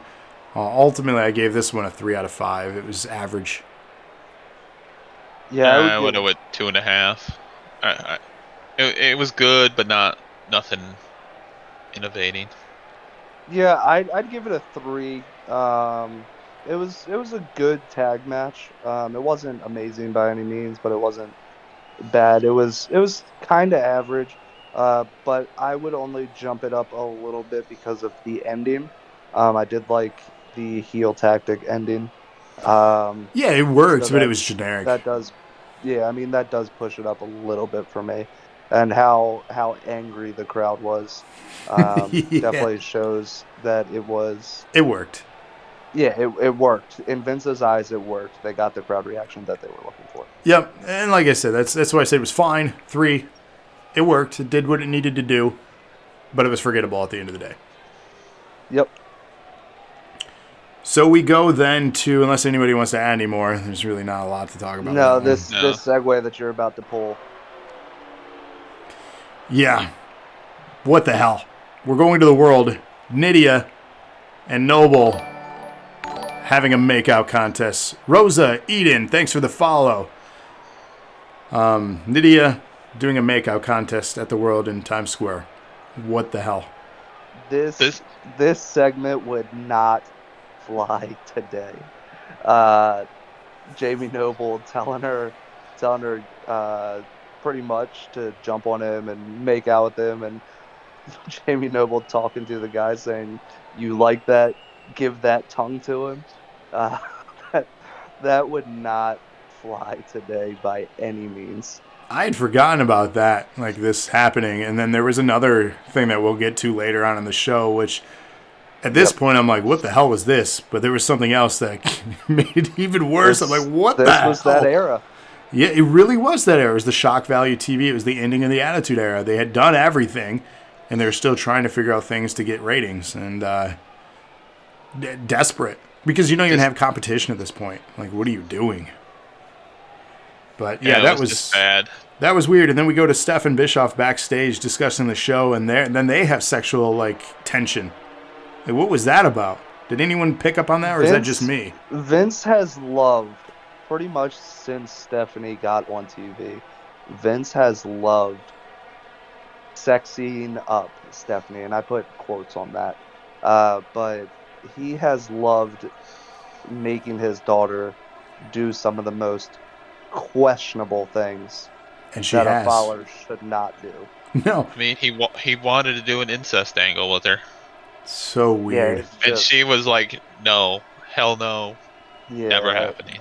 Do you guys listen to the Stone Cold podcast? Yes. So he had Kurt Angle on recently. Did you guys listen to that one? Which one? Kurt Angle was on recently. Yeah, I did. I watched that one on WWE Network. Okay, so if you guys watch that, you'll know what I'm talking about here. Kurt Angle mentioned it was around this time period, the angle where he ran backstage when he was feuding with Triple H, when he ran backstage to basically take care of Stephanie, and he had to kiss her. You guys remember what I'm talking about here? Yes. So while they were filming that and doing that sequence off camera, the director of that scene is Vince. And Kurt Angle said he was never more bothered or felt awkward than having to do stuff like that. And Vince coaching him during this scene. Yeah, Vince, that made him the most uncomfortable, is Vince coaching him to get in there with his daughter. So weird. So weird. God, I'm glad they're making the money they make, but damn, at what point? There was no point. No. In 2002, there was no point. And I mean, here we are 18 years later, we're talking about it, so it did what it needed to do. We couldn't ignore the segments. Let's transition back to wrestling, though, shall we? Yes, please. A Raw and SmackDown match, basically moving a belt around. The spoiler alert for the point of this one. So it featured Intercontinental Champion Chris Benoit, who we spoke on a moment ago, against RVD. One of the things, I don't know if you guys caught this, the WWF logo was on the belt still, and it was blurred. Did you guys notice that? They blurred it on all the old tapes and stuff. But it was not WWF at this time. I believe they were acknowledged as WWE. Were they not at this point? So I think around this time is when it transitioned. I want to say it was April or May of 2002. Yeah, when the Panda Foundation took it. Right. So DK says they were, but they didn't redo the belts yet. That makes sense. Lana says Trump wants to F his daughter, so does Vince. Seems to be a trend. No politics. Oh, okay. I was just reading chat. So, I mean, that makes sense. I questioned that, too. So I was like, did they not just redo the belts yet? Which, timing of that. But I was like, that's weird. Walking around with the old logo. I mean, not that it changed much, but still. The company name changed. It was strange to see, but I mean, in that time frame, if you go in the archive, you see that quite a bit. Oh, I know, prior to that, the stuff was blurred. There was something recently, they don't have to blur certain specific logos now. DK says they weren't forced to cover it. Okay, so I mean, that makes sense. But it was weird. Anyway, so the match itself, I said good pacing to start, and then it turned into weird exchanges in a slower second half. So many rest holds and tests of strength. That was so awkward. Like, the second half of the match was just so deflating. Was it just Yeah, me? so I mean, if you really dig deep into Benoit's wrestling style, he's very technical, and his technicality turns into a lot of rest holds and, like you said, a lot of tested strengths. Um, it was kind of just Benoit's style. RVD not necessarily having a style like that. He had more of a, I think of it like a martial arts style, so it was a lot of strikes. You would think of it like strong style nowadays. Right, and he Um, showcased that in the first half of the match. I thought it started out great. yeah, not I. I'm gonna give my star number here. I do think this was one of the better matches on the card. Um, not up to this point because I do think the last two matches were arguably the best on the card. I would give this a 3.5. I do think it was a good match in general. Like you said, it did start out very well and very fast paced, and then it kind of died down. Um, but it also was close to a 17-minute match. So you kind of can't go pedal to the metal for 17 minutes and expect everybody to be But you can with these two perfect again. guys. We're talking about the previous holder of the longest run in the Royal Rumble that they don't acknowledge anymore, being Chris Benoit. And you're talking about a guy that, I mean, has wrestled so many places and put on long matches himself in RVD. Who can go? He's got the tank. So Yeah, but I don't think you want that style with, like, you don't want RVD being completely winded going into springboards. No, that's not safe, for one. Yeah, that's just asking for a botch. The thing is, like, I would have appreciated, I think, a little bit more back and forth than the first half of the match. Let's do RVD style. Then the second half of the match, let's do Chris Benoit style. I wish it was just kind of shuffled a little bit more, and I think ultimately it would have turned into a better match altogether. It just, even the crowd, I mean, they were sitting on their hands towards the end of the match. Yeah, but I do think it ended very strong. It did get slow, but it picked back up at the very end. And I do think that RVD hit a pretty beautiful 5-star frog splash to end it. He did. That came out of nowhere after the back and forth submission holds at the end. That got the crowd captured into the, because they knew the end was coming. I think they're excited for that too. And then the potential title change. Finally. Right. Both, like we already said, Benoit will never get acknowledged for his career because of obvious reasons. And RVD, I think, is a fantastic worker. So I give it a 3 out of 5. Any other thoughts? Probably give it like a 3.5. Did you want to dive more into it? I feel like I didn't get much from you on that one, Trevor. I like RVD, but he's not like top of my list. And Benoit is a great worker, I think, and they just have clashing styles. I think that's probably why it slowed down there. That's all I would think. I mean, you guys covered it pretty well.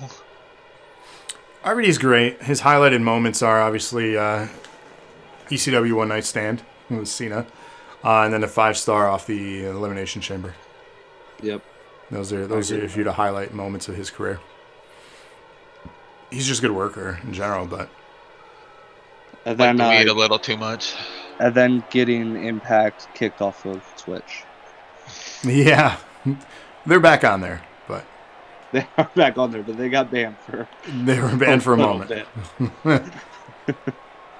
Which you can check. They're streaming like 24 hours a day if you want to check out some really cool archive content. You can't pick and choose. They just, whatever's airing, it's like that section of WWE Network. TNA does have like something you can subscribe to watch archive content. But if you just want to like see what they're doing, they're on Twitch too. DK loves the 5-star frog splash. He gave that match 3 out of 5, or 3.5. Excuse me. I'm assuming that's 3.5. Other than that, RVD wasn't that exciting to DKA. Transitioning go ahead. Notice how me and DKA have pretty much been agreeing on our star ratings. You know, I'm surprised by that too, because I felt like you two would not agree on things, which is why I wanted to have you two and on on the show Edge, once. we agreed on that too. Yeah. I never really watched ECW, so I did. I was a fan. His work in WWE was good, just not like great. I liked ECW most because of the time. I was doing the backyard wrestling at that time in my life, and I like, this is cool. This appeals to me. I wanted to be, I was like, this is my gateway in. I'm not a big guy, but I'll do some stupid things for money. So you're like, I could take a chair to the head. And I have. Ask iRob. He took a mirror to the face from me. Like, we were doing some stupid stuff. If we agree too much, then there's no point to bring you on. This is DKA. No, we disagree with a lot of things. We just haven't hit them tonight. I was going to say, yeah, we'll find a show or a topic that there's going to be some back and forth. I guarantee it. I'm curious to see what Trevor ultimately picks for the next pay-per-view we're going to recap, because you're next, unless you want to skip your turn. But I'm looking at you. Next thing we're looking at here is Bischoff gloating that the belt is back on Raw, and then again the continued weird forced sexual tension. So I don't know if these things are like shot live or shot in one take, but it's just awkward. Yeah, and you tend to see that a lot in that era. Is some pretty awkward segments. It's like they don't have time. SmackDown getting the U.S. title belt eventually. Right. Right. The things were settling into place as far as the championships and with the brand split, things like that. We go then to a Raw match, Taker versus Test. So to continue on the storyline that was going on, Un-Americans against the American Badass here. I mean, whose side are you going to be at? Least favorite Taker. Yeah. I don't hate it, but I like the Dead Man was so much better, than the Biker Taker. I think the Phantom of the Opera Taker is my least favorite Taker, personally. That was short-lived, though. If you guys, that's probably where he had the mask on. You mean? Yeah. Because his face got shattered. Yeah. DK loves Phantom Taker. Yeah, it wasn't for me. Wasn't that Taker versus Taker? It was around that time. At SummerSlam? Yeah.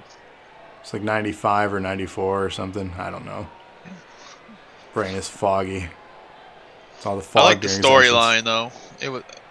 It was stupid. The match was only but... This match was short. Storyline. It was like 8 minutes long or less. DK didn't like Ministry Taker? Are you kidding me? This match. I thought it was very predictable. And yeah, it was very fast, which I think that's a good thing because these two wrestling for a long period of time, I don't think would be too great, honestly. I did like when Test pushed the ref into the ropes during when he was on there, old school, whatever you want to call it. And I'm like, that was a good way to break up that move. Yeah, because he was going for old school and he got dropped back into the ring. That caught me off guard because he usually doesn't get that move broken up like that all too often. For me, I said it was a fast-paced start. I forgot that Taker could actually move that fast. Like this is because he hasn't lately. No, he should have retired. Yeah, but he was bigger built during this time period for the Biker Taker. He moved. I was shocked. I'm like nailing his spots, hit his normal signatures. I mentioned the crowd always reacts with the American Pride type programs that they book, which what they were going for. I noted that he still had his Sarah tattoo on his neck at this point, so this is pre-Michelle McCool, which was years down the road. I said Test was very aggressive and it showcased proper powerhouse skills from him. Big Cass is someone that could learn by watching Test tapes because Test is a big guy. He's no longer with us, sadly. He died way too young. And then also at this point in the pay-per-view, I wanted to note that Jerry the King Lawler did not add much to commentary at all throughout the show. JR was doing both play-by-play and color during this match. And I mentioned to Andrea Lana, it felt like the King was just some casual wrestling fan that you invited over to your house to watch wrestling, and his random things that he would be like, yeah, good move right there, or oh, look at that. It was just one-liners, and JR carried. And DK says Lawler was never good on commentary, but I felt like before they had better back and forth than what was showcased during this night, especially during this match. So I felt, I don't know, did you guys even notice that, or? No, I didn't really notice that too much, but I think that's because that occurred all throughout the night, so it was kind of normal. Yeah. I don't know. Lawler was just there to be a pervert most of the time, and there was no women in the match, so. And maybe that's just it too. DK says I agree. In a couple segments. No, I mean that match there was nobody there for him. And DK says that Lawler was like a drunk uncle watching the show, making fun of everyone. Yeah, basically. So one of the things that I always try to listen to when I go back and watch old tapes is commentary. I'm always fascinated by commentary. Personally, I always try to improve my commentary stuff because the show that we do, Tuesdays and Thursdays, by the way, 8 p.m. Eastern Standard Time, catch NAW action. So I want to be the best at what I can and capable of doing. So I always listen to, and I would love to have a second person on commentary. It's just not feasible. It's tough over the internet like this, like what we're doing, because there's delay. And then obviously in the times that we're in right now, it's just very tough to have somebody next to me. And Lana won't do it. Blame her. Everyone boo Lana next time you see her. Boo. Just kidding, don't do that.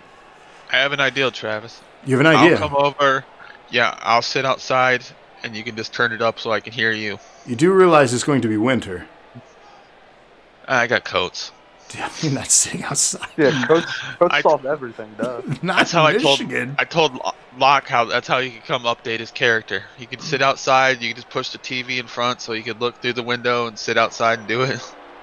Or you could just buy the games that you have at Xbox. Neither of you guys have this game? I don't have an Xbox. What? Anyways, you confuse me. I don't have an Xbox. I mean, there's no games I want on it. We've discussed this. I had an Xbox 360. There's a lot of great games on that. I didn't see a reason to buy one. I don't care for Halo. This is not the dosage. We'll discuss that on the dosage. We are the nerds of wrestling.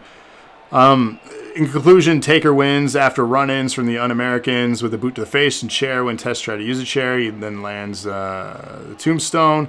I give this a 4 out of 5. It hits all the spots. It got the crowd hype. It did what it needed to do. And it was actually a solid match between both of them. It was quick. 8 minutes. Get in, get out.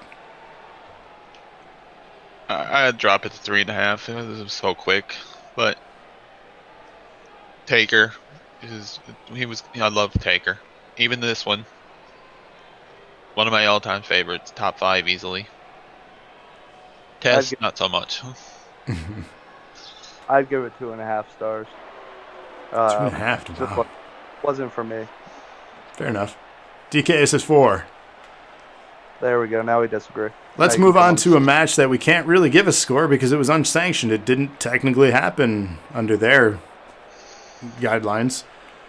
We have the returning, not actual returning to wrestling, but return to WWE, HBK, because, fun fact, he wrestled in the year 2000 for his local promotion in Texas. He was part of a match there. So he actually was not absent for 4 years, like they said, from wrestling, just absent from wrestling for WWE for 4 years. So the promo is what got me immediately back invested and interested. It was like an Enya kind of like weird music thing with like the best of friends. Yep.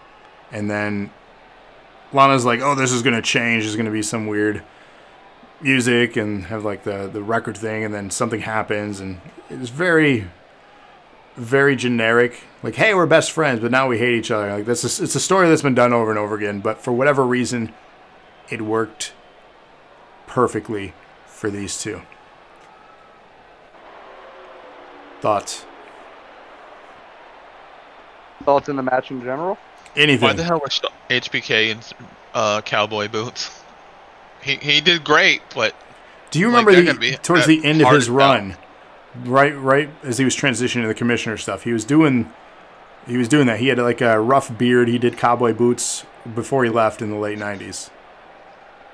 Yeah, but I'm just saying that has to be hard as hell on your feet and to pull some of the moves off. Oh, yeah. I wouldn't want to wrestle in that. Uh, That looked uncomfortable. I wouldn't want to wrestle in jeans. Especially for Triple a half H was hour. a bloody mess. Oh, he bladed too deep. Yeah, I was just like, is he gonna pass out? I don't know if I mentioned this. I hadn't seen this pay-per-view at all. I think I mentioned it the other day. I don't know if it was on the last podcast. I hadn't watched this one because I wasn't watching wrestling at this time. I had gone away from it and just didn't watch. Yeah, mentioned it when we were talking about what show we were gonna do. Yeah. Okay, yeah. So yeah, I had never seen this one. This was a great match to me. I liked it, even though it was more like a hardcore style, and that's not usually my favorite type. But it was a really good match because I like both of them. Shawn Michaels is like probably my favorite, like all time. I mean, were you going to sell the emotion with just a standard match, though? No. No, that it was totally called for in this match. Yeah, and I think that this was probably the best match these two have had against one another. They faced off multiple times, but I personally think that this was their best match together.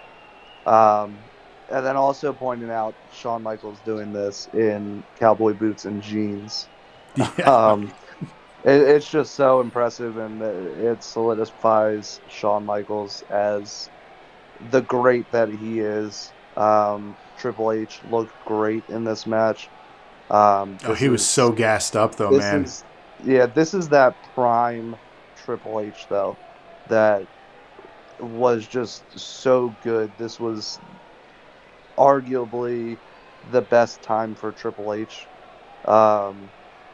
That 2000 to 2005 time frame.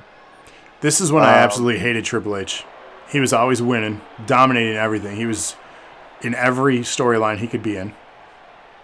Yeah, which that was good and bad, but in the grand scheme of things, making Triple H who he is today, that time frame, he was amazing. And this match was long, but it didn't feel that long. It was about 30 minutes long, and it just seemed to fly by. The near falls were great, and it just all came together so well, even boiling down to the finish where Shawn Michaels is going for Sweet Chin Music and ends up getting caught. Yeah, I agree. And then reversing the pedigree into the pinfall. Yeah, they know each other so well. They know how to reverse each other's shit. Yeah, and that finish was great for this rivalry, because it didn't make either guy look weak, and this match wouldn't have made either one of them look weak, even if one got completely taken out and pinned for 3 in a normal way.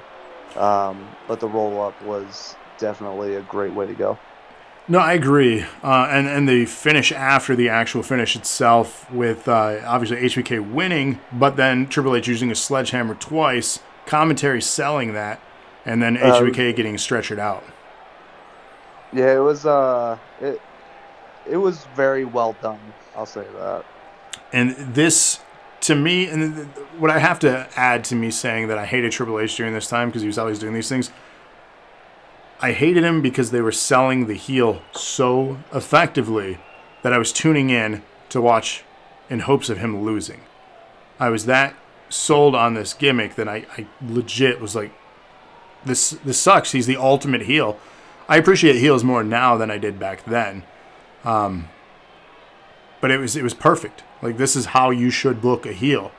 And this match brought him into that, and it transitioned him into what led to the success, like you had said, for the years to come. It would segue into Evolution. It would segue into, another match. It would build the rivalry Later that year, I believe it was Summer or Survivor Series, where HBK would win in the Elimination Chamber, which I believe is the first Elimination Chamber. He would win the championship, and then they would go to the 3 stages of Hell match, Triple H and HBK. So their rivalry would continue for months to come. Just good stuff. And this kind of kicked all of that off, and it couldn't have been between 2 better people to do so for these points in their careers. I give this one a 5 out of 5. Yeah, 2 absolute legends going at it in a brutal match. Hardcore matches are my cup of tea. They always have been, so that ECW style. This took it to that level in multiple different spots in this match. I also would give it a 5. Yeah, the I pacing. can agree with 5. Yeah, obviously unanimous. DKS is 4.5. The thing too about hardcore can be done terribly too, where it just is 4 spots. This match was fluid. This match had good chemistry, and it goes with experience, and it showed with their experience. So well-deserved 5 out of 5 from me. We then, unless we have any more we want to add. No, I think we're good on that. So we then transitioned to Fink doing a heel promo for whatever God, reason. I love Fink. I love Fink so much. He's great, but what the hell? It was weird. Weird. I get it. Why? Because, again, the brand split. You had competing announcers for jobs then, too, because everybody was in competition with each other. It was a big deal for a brand split. The roster was enormous. So Trish comes out to the ring. We had weird comments about puppies and wieners. Yeah, so this is another segment that would not fly today. with Fink pointing out that Trish has those puppies, in his words. And he says that he has, and he kind of lifts his shirt a little bit, which kind of weird for an old man to do to a younger woman like that, but it's just one of those segments that wouldn't fly these days. That 2002 was a completely different world. Now, is he speaking on part of his wardrobe, his tuxedo? Is that what you call it, or am I inaccurate with that, or are you just literally pulling a wiener comment out? No, you're not inaccurate in that. That's kind of just the innuendo is the clever, and put air quotes clever, because however you want to describe clever there. Cringe, yes. That was weird to watch. Yeah. It shows how far we've come to. Like, holy cow. No wonder why. Then we had Lillian Garcia come in and pretty much take out the Fink. Yep, puts him in his place. That was nice to see. So, well-deserved ending to that angle. And man, I'm glad it was quick. Yeah. Because our main event of SummerSlam 2002, the WWE Championship, The Rock, the Brahma Bull, the People's Champion, the most electrifying man in sports entertainment, against Brock Lesnar. What do you guys think? One of the best Brock matches I've ever seen. Yes, I mean, if you, like Trevor, you said you didn't really watch in this time period. The people that love Brock Lesnar these days are the people that reminisce on those days. 100%. Brock Lesnar used to be very, very good at everything he did. He still is. And he is, but they just don't show it as much now. So if you're one of the people that absolutely hate Brock Lesnar nowadays because he does squash matches nonstop and really doesn't have many good matches anymore, if you go back and go through the archives of this 2002 and even a few years after that, just how good Brock Lesnar was and how many good matches he actually had. He was an absolute prodigy. Yeah, to kind of add to that too, DK says 4 stars. Brock was great back then and sold. I don't think he's any less great now, The reason I think they've put themselves in the situation for Brock booking that they're in is because he had a match. I don't recall exactly who it was with, but it was a squash match. Potentially Goldberg or somebody. I don't remember who he beat John Cena? quickly. Was it John Cena? He beat somebody quick because It wasn't quick, but it was brutal. no, it was whatever it was. It was a quick one because this is when he truly kind of took a turn as far as how they were booking him. Because from there out, like the crowd reacted so crazily that they started booking him like that from there out. There's quick squash matches or quick wins, quick losses. It's just everything fast paced. The thing that I remember most is once, like, leading into him doing nothing but squash matches was him absolutely destroying John Cena and absolutely destroying Randy Orton. Triple H. And busting Randy Orton open that bad with those elbows. That's really when they started doing the brutality. squash matches nonstop. Which it worked, but you can't beat a dead horse with it. Like, you can't do it every time because then it loses its value, and I think that's where fans are at with him now. It's not like those were short matches either. They were squash matches for sure. Right. But they weren't as short as the matches you see these days with Brock. Right, and that's what I'm saying. His more recent ones, they've ruined the luster of that if they're doing it all the time. Because he actually had a really good match against Daniel Bryan at Survivor Series a few years back. And AJ Styles. Right.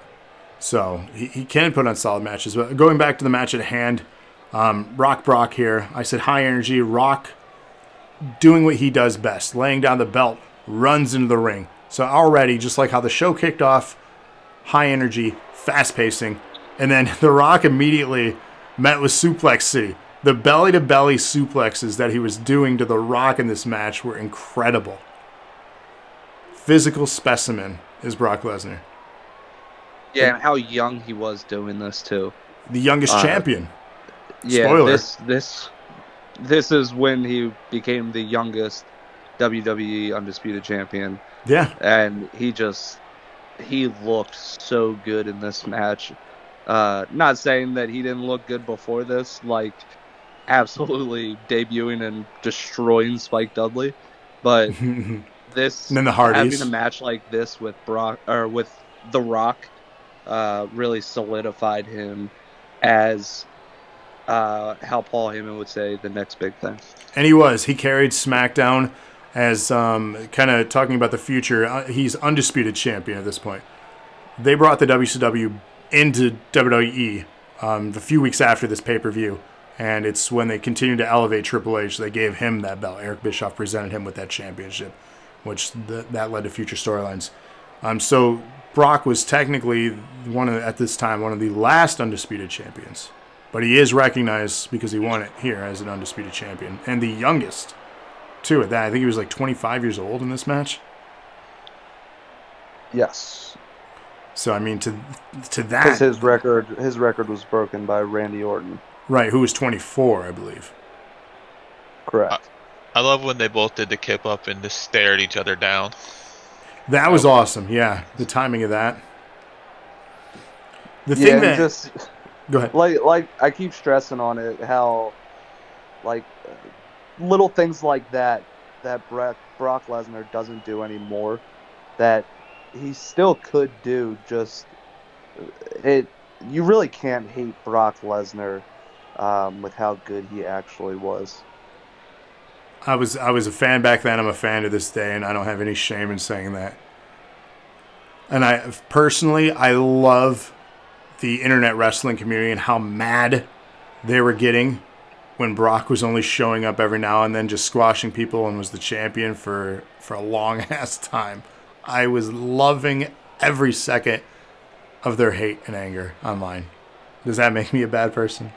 I was loving it. It was like Cartman licking the tears of Scott Tenorman. Tastes so good. Oh, God. Fucking evil. Crow says yes. That makes me a bad person. DKA was one of those. Yeah, but recapping this match, it was very good. I would give it 4 stars. I don't think it was as good as the match prior to it, but I think it was a great closing match. I did love how Paul Heyman was also kind of in his prime when it came down to stuff like this, where he kicked The Rock on the outside of the Yeah, I ring and kicked him right in the just gut. was I was yeah, like, absolute whoa. great heel. It was just a great match all around and really good for Brock moving forward. It was fantastic. I mean, this made, even though his first run in WWE was only 2 years, this made for a great first run for him. The only thing that really sucked was 2 moments. The first being the botched shooting star against Angle at WrestleMania 19, and then his shit fest of a match at WrestleMania 20 against Goldberg. Everyone knew he was leaving, so they were against Both him. of them. Both of them were Yeah, leaving. that and if They were you against watch the everybody. match back, if you watch that match back with no audio, it's really not that bad of a match. It's But okay. It's okay. the crowd made it so much worse than it actually was because The both guys hate. were leaving, Even and it Stone didn't matter Cold. who won. Even Stone Cold couldn't save that match. That's a fun one to go back and watch every now and then. Something to note on this one too, with people leaving. At this time, The Rock was leaving for a brief hiatus, which turned into a little bit longer than a brief hiatus.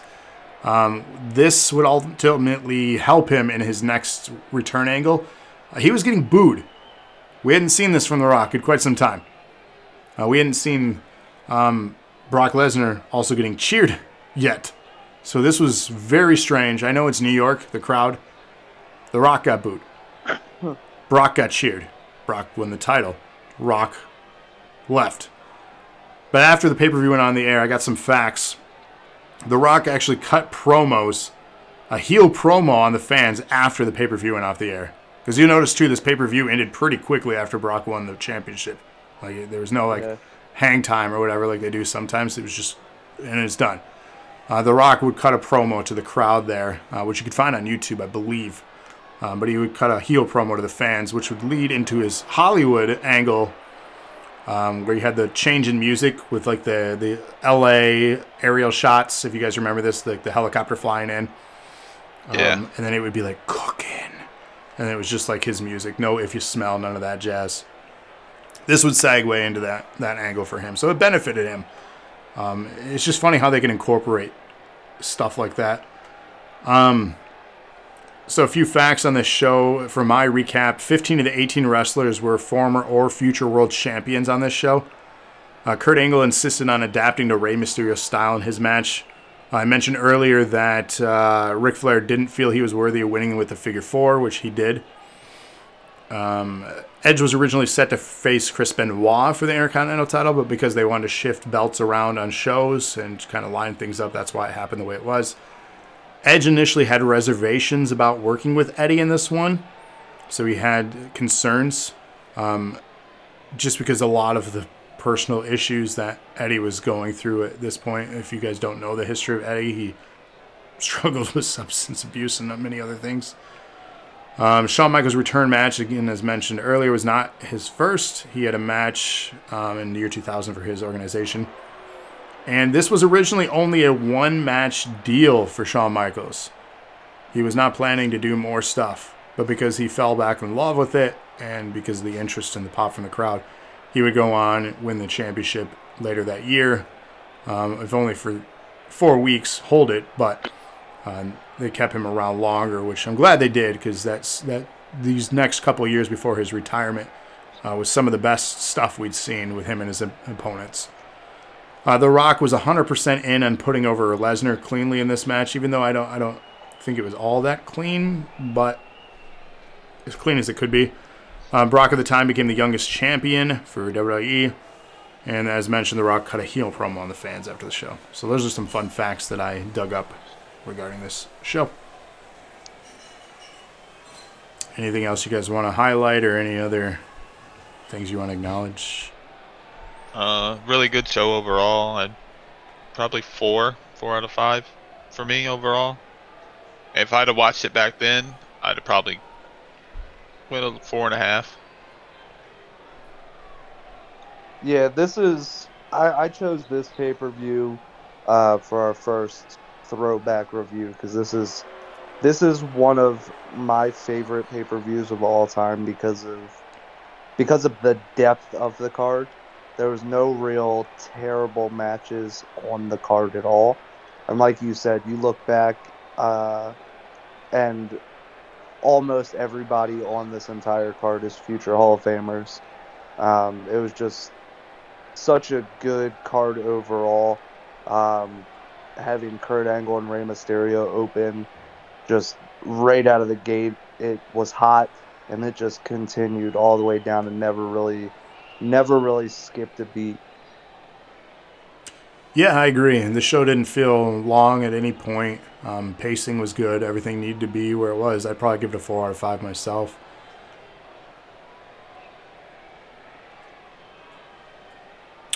But that is really, with that awkward silence, that is really all I have as far as tonight's show. Trevor, are you interested in deciding the next one? Obviously, you don't have to right now, but are you interested in being the one to pick the next show? Yeah, I can pick. I don't know which one yet. That's fine. I'm not ready. We'll post on social media. Yeah, I'll let you know tomorrow or the next by Tuesday. Yeah, whenever you have a chance. There's no rush. So we may not do it on our next episode, because our next episode, if we're going to do one next Sunday, is a pay-per-view. So I don't know if the plan is you guys going to do commentary during it, like live reactions, or how you guys are going to do that. I may be skipping that one myself to watch the pay-per-view and then listen to you guys. So DKA or somebody, if somebody else wants to be the third chair on that one. Obviously, we can figure that out as the week goes on. Or maybe just no show. I don't know what your guys' plan is or thoughts. We'll talk about it. Yeah, we'll decide. So stay tuned to social media for that. Of course, you can follow us all over social media, Dose of Nerd Acumen, if you just search for us. As mentioned, we do have a show on Tuesdays and Thursday nights. If you want to be a part of that, is NAW, Nerd Acumen Wrestling, is an interactive fantasy league, computer versus computer, CPU, AI, whatever you want to describe it as.